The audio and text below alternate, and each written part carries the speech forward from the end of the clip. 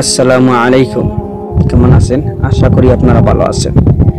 নিজ অভিজ্ঞতা থেকে আজকে একটি ঘটনা আমি আপনাদেরকে বলবো। লোকটার নাম ছিল নিজামুদ্দিন। হঠাৎ ইন্তেকাল করে, বয়স মাত্র 35 বছরে পড়েছে। নিজামুদ্দিনের একটি দোকান ছিল, মুদির দোকান। অনেক ভালো ব্যবসা চলতেছে, আলহামদুলিল্লাহ। হঠাৎ একদিন সকালে নিজামুদ্দিনের বুকের বাম পাশে প্রচন্ড ব্যথা শুরু হচ্ছে।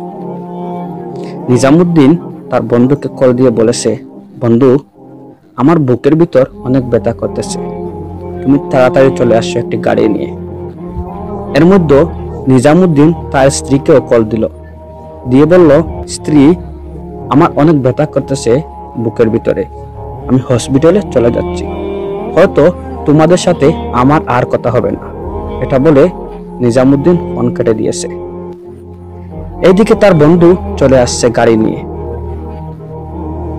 বন্ধুকে বলেছে, আমরা হসপিটালে যেতে হবে, ব্যথা তীব্রতা বাড়ছে। এটা বলে নিজামুদ্দিন গাড়ির ভিতর বসেছে। রাস্তার মধ্যখানে যাওয়ার সাথে সাথে নিজামুদ্দিনের বেদনাটি প্রচন্ড বেড়ে গেছে। নিজামুদ্দিন তখনই ওই রাস্তার মধ্যখানে ইন্তেকাল করেছে। ইন্না লিল্লাহি ওয়া ইন্না ইলাইহি রাজিউন। এই ইন্তেকাল শুনে গ্রামবাসী অনেক কান্নাকাটি করেছে। ছোট থেকে বড়, বড় থেকে ছোট, সবাই কান্নাকাটি করেছে। কারণ নিজামুদ্দিন একজন ব্যবসায়ী ছিল না, বরং একজন ভালো মানুষও ছিল, অত্যন্ত ভালো মানুষ ছিল। এইদিকে নিজামুদ্দিনের স্ত্রী আর নিজামুদ্দিনের মা একথা শুনে তারা অনেক কান্নাকাটি শুরু করতেছে। আর নিজামুদ্দিনের স্ত্রী বলতেছে যে এখন আমার বাচ্চা নিয়ে আমি কিভাবে খাবো, কিভাবে চলবো। কারণ নিজামুদ্দিনের পিতা এই 5 বছর আগে ইন্তেকাল করেছেন। এখন নিজামুদ্দিনও 5 বছর পর ইন্তেকাল করেছে। কিভাবে তাদের ফ্যামিলি চলবে? নিজামুদ্দিনের 4টি ছেলে আছে। একটি ছেলে বড়, তার বয়স মাত্র 12 বছর। দ্বিতীয় নম্বরটি যেটা আছে, এটা মেয়ে, এটার বয়স এই মাত্র 10 বছরে পড়েছে। তৃতীয় নম্বরেও ছেলে আছে, এই ছেলেটার বয়স মাত্র 8 বছর। আর চতুর্থ নম্বর যেটা মেয়ে আছে, এটা এখনো 2 বছর পরিপূর্ণ হয় নাই, একদম ছোট একটা বাচ্চা।